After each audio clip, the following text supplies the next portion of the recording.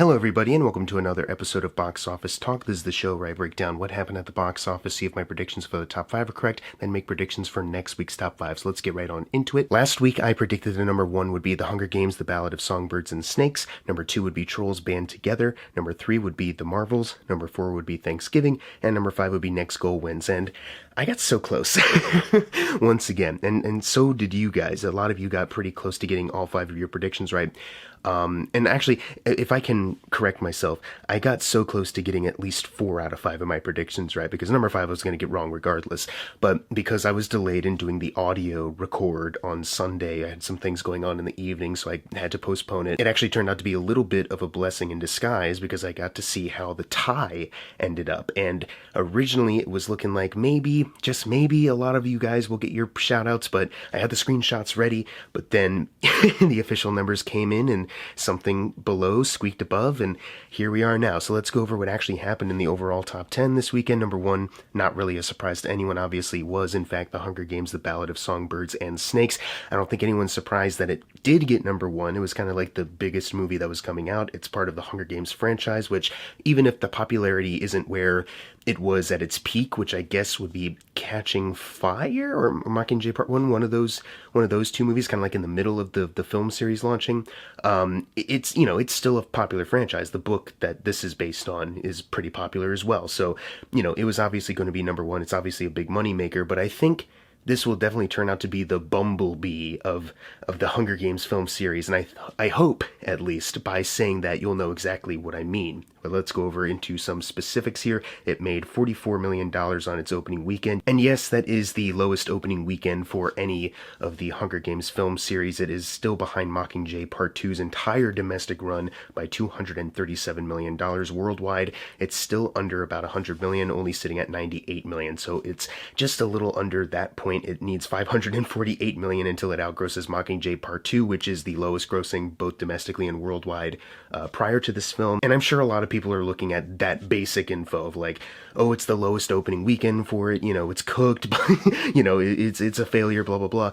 But the budget is only $130 million, and I think, over the next weekend, hopefully, fingers crossed, some people will spread the word about it, or people who didn't get to see it before. I think it'll have at least a little bit of a solid staying power. At least that's the wish, that it will be able to at least double that $130 million budget. So I hopefully you guys understand why I say this is probably going to be the bumblebee of this film series, not just because it is a prequel, but it was a prequel that came out after so many of the other movies made money. Even The Last Night, I believe, was able to outgross that one. To at least give some, kind of defense for Bumblebee, though, is that that was literally just a year and a half after The Last Night came out, so the memories of the Michael Bay films were still fresh in people's memories, and this prequel is coming out almost 10 years, 8 years after Mockingjay Part 2, so you'd think maybe there would be some fanfare kind of built up, but if I'm being honest, it doesn't seem that bad to me. Like I said, the wish here is that it's going to have at least a solid enough staying power, and the opening is not too bad to suggest that it could, potentially do that. I can't expect this having a huge plummeting drop-off like a movie we're going to be talking about in a second. I'll just talk about it right now, actually. It's called The Marvels, and I actually do need to bring that up in regards to this film, because there are some tweets that I saw where some people were trying to point out a bias as far as like reporting the opening weekend for The Marvels and then the opening weekend of this, how they're opening in the 40s, both of those movies, but the bias against The Marvels, because I don't know, the it's all women and people are complaining that it's woke and that kind of angle. And yes, those people do exist, obviously, the people who will make videos of Brie Larson or Aman Vellani now, I guess, saying it's all woke, it's woke garbage, and it's, empty content, nothing content, you know what I mean? However, if I can also point out that The Marvels' budget is pretty much like damn near close to 300 million, so opening with a worldwide opening weekend of just 100 million, that's not great, and The Hunger Games having one just a little below 100 million, but the budget is considerably lower, like at 130 million, like that, yes, that does look better. So I don't think it's really a bias thing to point out, like, especially in a year where we've had like historic kind of like, low openings or drop-offs, to kind of paint The Marvels as that, even if you may think it's unfair, even if you're a fan of it, to kind of paint that as kind of like a, a peak of like, oh man, this is really embarrassing, kind of like at the tail end of the year, because it is, this is kind of like the period on the end of 2023 for big blockbuster movies that don't do that well. Sorry that this conversation about the Hunger Games prequel divulged into a movie we'll be talking about in a couple seconds. But, I just wanted to point that out, that as far as like people trying to paint that this opening for the Hunger Games is awful and trying to uplift the Marvels as well, like these arguments are the things that I saw the most on Twitter, and I just feel like some people, are not really in tune with like where we're at right now. Also, as far as I know, this is only looking like it's going to be the one film. Like I know that studios can do whatever they want, but it's also, this is only based off of one book, and the director Francis Lawrence, who's directed all of them except for the first one, has said like, I'll make another one if Suzanne writes another book, and it seems like that's all they're waiting on. So maybe some studio executives were like, we want another trilogy with young presidents, no, but it's kind of looking like, even if this movie doesn't perform as well as the previous Hunger Games movies, number one, it never really was kind of in the cards that it would, because, prequel numbers can be different than, like, if you're doing, like, a legacy sequel, and even then there's, not everything is going to be The Force Awakens, we kind of know that, so, factor all of these stipulations, and it's fine, you know what I mean? It's some people are trying to ring the doomsday clock on this, or some people trying to point out, like, oh, why aren't people doomsday crying about Ballad of Songbirds and Snakes, but they are willing to for the Marvel? It's like, because these are two completely different things at this point. So I've spent too much time talking about that, and we're going to have to talk about the Marvels again in a second, but let's move on to number 2, which is Trolls Band Together, making $30 million. That is on a budget of $95 million. Right now, the worldwide total is at 108, so it's a little bit over that budget already, so we're probably going to be looking at yet another successful Trolls film, which, good for DreamWorks. The opening weekend was $16 million below the original movies, but it's $30 million higher than World Tour, but we know that's because of COVID. As far as the domestic runs, it has already outgrossed World Tour by 31 million, obviously, but it still needs 122 million until it outgrosses the original film. And just based off of this opening, I'm not sure how the staying power for Trolls is going to be through the Thanksgiving weekend, and then leading into the holiday. Maybe they'll, continue to do good business. I'm not sure, just based off of other movies that are about to come out, but, so maybe it won't be able to outgross the original film domestically, but still, like, it's not really in a bad shape when you combine the domestic and worldwide numbers. Worldwide, as I said, it's sitting at 108 million, so it's 60 million over World Tour already, because World Tour actually was able to release in some places worldwide in 2020. It needs 235 million until it outgrosses the original, so who knows, at least it outgrossed World Tour. Moving on to number 3, which, as I said in the beginning of the video, there is a bit of a tie going on, and as of, earlier today, we have a little bit of a nudge above. Number 3 was Thanksgiving, actually doing a little better than maybe I expected, as far as looking at what its competition was. It made 10.3 million. For Eli Roth's filmography, this opening is 2 million over Cabin Fever, 2 million over Hostel 2, 7 million over The Green Inferno, and 10 million over Knock Knock. It is 16 million below The House with a Clock in its Walls, and 3 million below Death Wish, and 9 million below Hostel. So it's kind of smack dab in the middle there. As far as the other films, it has already outgrossed Knock Knock by 10 million, and The Green Inferno by 3 million. It needs to get 7 million more until it outgrosses Hostel 2. The worldwide total only bumps it up to about 12 million, but that outgrosses Knock Knock by 6 million and a couple 100,000 over The Green Inferno, and it needs 18 million until it outgrosses Cabin Fever. So there you go on that one, and because the budget is only 15 million, it only really needs to make 18 million more to at least double that budget. And I feel like just because of the nature of the film, and Thanksgiving is literally next weekend, maybe there will be a solid carryover as far as the audience that is going to go see it, kind of a word of mouth. Some horror fans may talk about it with other people, like, oh, it's really fun, it's, lean and mean and all that shit. So some people might be interested to go see that. The Rotten Tomatoes score is actually surprisingly pretty high for the movie, and I was surprised before seeing it, because I'm not the biggest Eli Roth, fan, but seeing this movie, I had a blast with it. I was kind of surprised how much I enjoyed it. So maybe that kind of word of mouth can spread, especially since it'll be most appropriate next weekend, kind of. But we'll see. The point is, though, is that the budget was kept relatively low, and they might be, reaping the benefits because of that, which, good for them. Let's move on to number 4, which was the Marvels, which I already talked a lot about. Hopefully it wasn't too nonsensical. Hopefully I got some kind of point across, but I do want to point out that this weekend drop-off, apparently it's, one of, if not the largest comic book movie drop-off, ever. Looking at 78% from last weekend. It made 10.1 million this weekend, which now adds to a domestic total of 65 million. For Nia DaCosta, it outgrossed Candyman domestically by 4 million, so that was the only other Nia DaCosta stat that we needed to cover. So for Nia DaCosta, this is the highest grossing film of hers, and that's good for her. I'm obviously, I talked about it last weekend, but I hope nothing of the best for her going forward. I want to see more Nia DaCosta films because I enjoyed Candyman, and I really enjoyed Little Woods, her film prior to Candyman and the Marvels.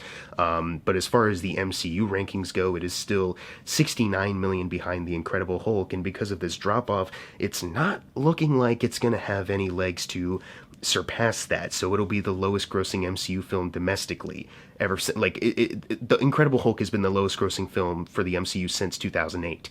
Like, nothing has really topped it until now. It's kind of bonkers, but, like I said earlier, that's kind of the theme of the year. The Flash had a historic drop-off, Blue Beetle, that was kind of impacted by, the strikes as well, and, some lack of promotion too, but still, that movie wasn't as successful as I'm sure they were hoping, and Shazam also dropped off, so it's just the year, it's just the year for it. And then worldwide, it is now sitting at 161 million, still nowhere near reaching any kind of doubling point, whether the budget is 200 million or 300 million, as I pointed out last week, and it's kind of ranging all around, but it's looking like it's on the higher end, and it still needs 104 million until it outgrosses The Incredible Hulk. Can it scrounge up 104 million in the next couple weeks? I don't know. It's still looking like worldwide and domestically, it won't outgross The Incredible Hulk, so it's going to be the lowest grossing MCU film in both categories, which is kind of wild, to say the least. I already talked a lot about it earlier, so let's move on with number 5, which is Five Nights at Freddy's, still clinging on, making 3.5 million, adding to a domestic total of 132 million. So it's outgrossed the Angelina Jolie Tomb Raider film by 1 million, so it now needs 12 million until it outgrosses Detective Pikachu, and also enters the top 5 highest grossing video game domestic runs of all time officially. So I don't know, because it is kind of dropped off now. I don't know if it has 12 million left in its run, but, stranger things have happened, and this kind of run for Five Nights at Freddy's has been pretty good, despite the fact that it was on Peacock, even though it did have a bit of a drop-off, but the budget's relatively low because of Blumhouse. So, yeah, I talked about this already. Worldwide, it is sitting at 271 million, so it's still behind the Angelina Jolie Tomb Raider film there by 2 million, but still, it's outgrossed it domestically, so that's all that matters, Number 6 was the Taylor Swift Eras Tour concert film, making 2.7 million, adding to a domestic total of 175 million, so it is outgrossed The Dial of Destiny by 1 million for the 2023 domestic runs, and it is officially in the top 10 highest grossing domestic runs of 2023. It needs 9 million until it outgrows The Sound of Freedom. I'm not sure if it has that in it at this point, but the fact that the not just Taylor Swift, but the concert film, it outgrossed Indiana Jones, but also is one of the highest grossing runs domestically for the year. That's insane. That's kind of unheard of. Worldwide, it is sitting at 244 million. It's still behind Sound of Freedom there by 2 million. That's looking like it'll probably get that in the next week or so. So, good on it for potentially outgrossing that. It's also a good thing that I, was able to do this video a little later, because it was looking like this movie was down to number 8, but then when the official numbers came out, it actually beat out what was in the number 8 and 7 spot. Number 7, of course, being The Holdovers. Genuinely great movie. Hopefully more people get to see it when Oscar season comes around and Paul Giamatti is nominated, because he probably will be, and it's well deserved. But it made 2.6 million there, adding to a domestic total of 8.3 million. I'm still unsure what the budget is, and for the Alexander Payne filmography, it is still behind Election by 6 million. I just wish more people were seeing this one, because it is genuinely a pretty damn good movie. I'm sure some people will be like, oh, it just looks Oscar bait, and maybe it is. I don't know, but what does that even mean at this point? You know what I mean? Because people get affected by different things emotionally, by films. So what even counts as Oscar bait anymore? Like, what, good filmmaking counts as Oscar bait? Is that where we're at? I don't know. Everyone has a different interpretation at this point, and sometimes people are objectively wrong. Let's move on to number 8, which was Next Goal Wins. I put a little bit too much faith in this one, I guess. It made 2.5 million on a budget of 14 million. There's no worldwide total to bump it up yet. For the Taika Waititi filmography and opening weekends, it had an opening 2 million higher than Boy, What We Do in the Shadows, Hunt for the Wilder People, and Jojo Rabbit, but keep in mind those movies were all limited release, and some of them, I think more so Jojo Rabbit, went on to, gross a lot of money, but they open in limited release, so their opening weekends are in the thousands. This is opening wide, and it's not doing great for a wide release. and it doesn't really have a lot of award season buzz like, at the very least, Jojo Rabbit did.